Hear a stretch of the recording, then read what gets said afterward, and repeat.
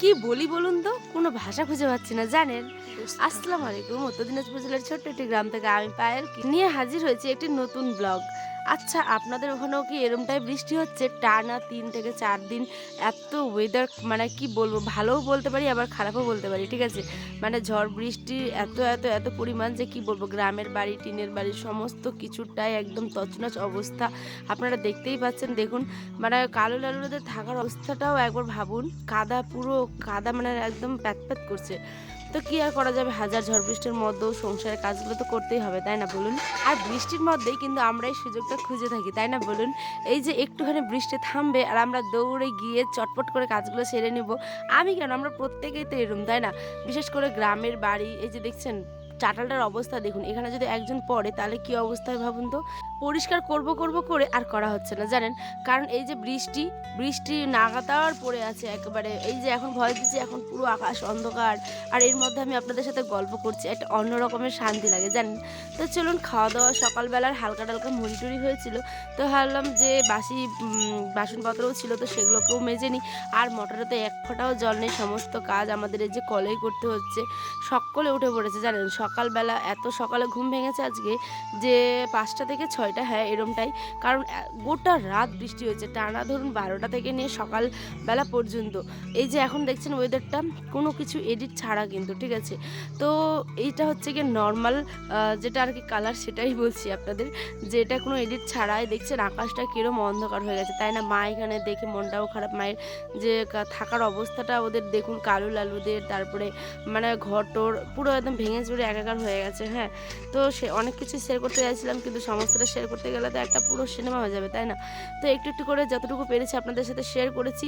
আর ওই যে দেখলেন ছাই দিয়ে মানে বাসনগুলো ধুলাম, কারণ কি জানেন, এর মধ্যে বাসন মাজার সাবানটাও শেষ হয়ে গেছে। আর আমরা গ্রামের লোকেরা কিন্তু এরমভাবেই বাসন মাজি। হ্যাঁ, যখন কোনো বিকল্প জিনিস থাকে না, তখন একটু ছাইয়ের মধ্যে সার্ফ দিয়ে এরমভাবে সুন্দর করে বাসনগুলো কিন্তু চকচক করে মেজে নিই। দেখুন থোকায় থোকায় লেবু আছে, দেখুন একটু জুম করে দেখাই, এই যে দেখুন কত লেবু দেখেছেন। এই যে প্রচুর লেবু হয়েছে, মাত্র এটা একটা ডাল, তাহলে দেখছেন পুরো থোকা। এই জায়গাটা দেখুন, পড়ায় গাছটাকে কত সুন্দর লাগছে, তাই না। একদম ফ্রেশ টাটকা, এখন বৃষ্টি পড়েছে সেই কারণে। তো চলুন চটপট করে তো কাপড়গুলো ধোয়া গেছে, এবার এইগুলোকে শুকোতে দেবো। কিন্তু শুকোতে দিয়ে কি মানে শুকোবে আমি জানি না, যতটুকু মানে জলটা পড়বে আর কি সেটাই সার।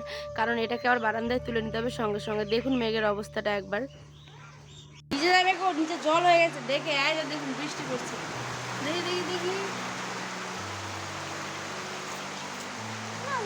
মানে আবার বৃষ্টিটা জল।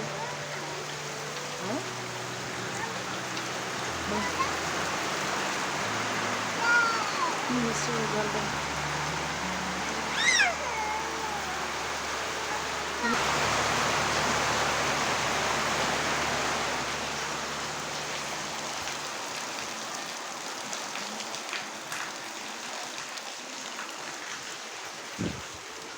ওই যে বললাম কাপড়গুলো শুকোতে দেবো, শুকোতে দিলে কি আর শুকোই, সেই সমস্ত কাপড়গুলোকে আবার বারান্দার মধ্যে মেলে দিলাম।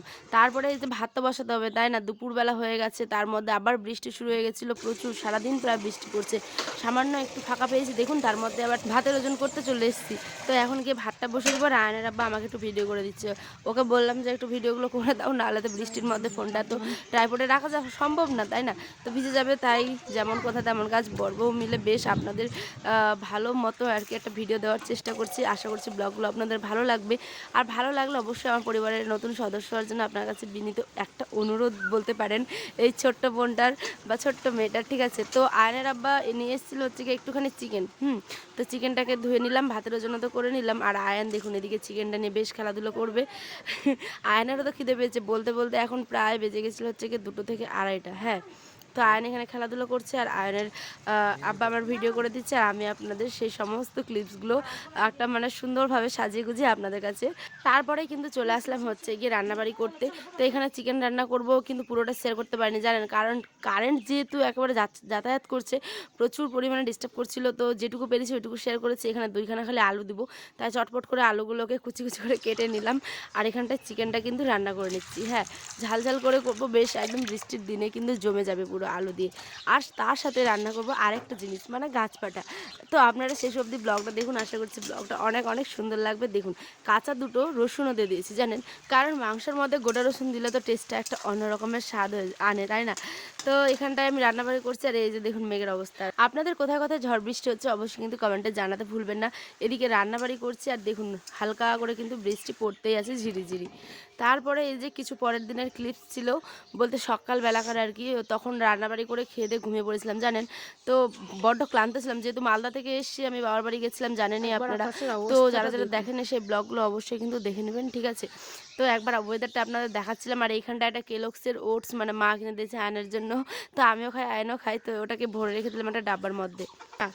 ওই যে যে ওইটা শরীরটা ওই যে উপরের ওটা একটা এই মুড়িগুলো দিয়ে মেখে কি ভাত দিয়ে মেখে, আমি ছোটো না কিন্তু বলেছি 14 দিন মায়ের মশলা দিয়ে রান্না করতে পারবো না। তুমি আমাকে ওই টাকাটা দাও, ওই যে ওটা না না আমি নিবো না, ওটা আমি নিবো না, ওটা ওটা নিবো না, ছোটো ওইটুকু কতটুকু হবে গোলে পাগল, ওইটা কেটে দাও না, ওটা উপরেটা ওটা কি দেখে মনে হচ্ছে বড়, নিচে নামাও দিই। এই ঝড় বৃষ্টির মধ্যে আমার আর আয়নের আবার কথার যুদ্ধ লেগে গেছিলো জানেন।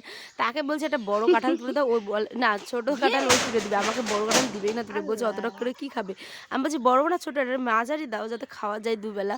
একবার ভালো মতো করে মায়ের মশলা দিয়ে রান্না করবো, আর তারপরে যদি খেতে না পারি মন ভরে তো একটা কষ্ট হবে না বলুন।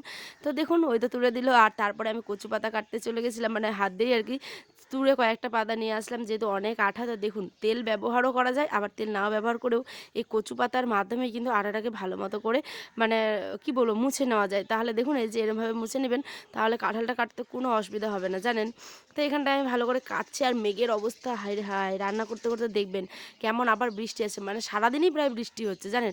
আর যেটুকু ফাঁকা টাইম পাচ্ছি আপনাদের সাথে সমস্ত কিছু শেয়ার করছি। তো চলুন চটপট করে এদিকে কাঁঠালটা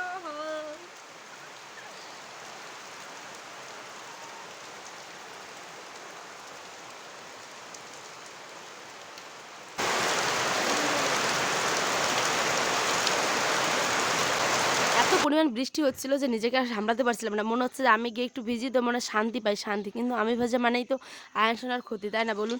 তো তো ওদিকে হচ্ছে বৃষ্টি পড়ছে, বৃষ্টিটা এখন হালকা কমলো, আর এর মধ্যে দিলাম হচ্ছে গিয়ে তেল, আর দিচ্ছি তেজপাতা আর পেঁয়াজ কুচি ফোড়ন। তো মা হওয়ার পর কত কিছু পরিবর্তন হয় জীবনের, তাই না বলুন। ইচ্ছেগুলোকেও সত্যি অনেক অনেক অনেক মানে কষ্ট করে সামলে নিতে হয়, যে না সে সমস্ত কিছু যেগুলো আমি ছোটোবেলায় দৌড়ে ঝাঁপিয়ে লাফিয়ে করতাম, সে সমস্ত কিছু এখন বুঝে শুনে চিন্তা ভাবনা করে একটা একটা করে স্টেপ মানে পার করতে হয়। তো যাই হোক চলুন, জলে তো আর ভেজা হলো না, এদিকে আমি কাঁঠালটা রান্না করি, দেখাবে অন্য একটি ব্লগে আগামীকাল ঠিক সন্ধ্যে 6টায়। ভালো থাকবেন, সুস্থ থাকবেন, ঝড় বৃষ্টিতে অবশ্যই নিজেদের খেয়াল রাখবেন।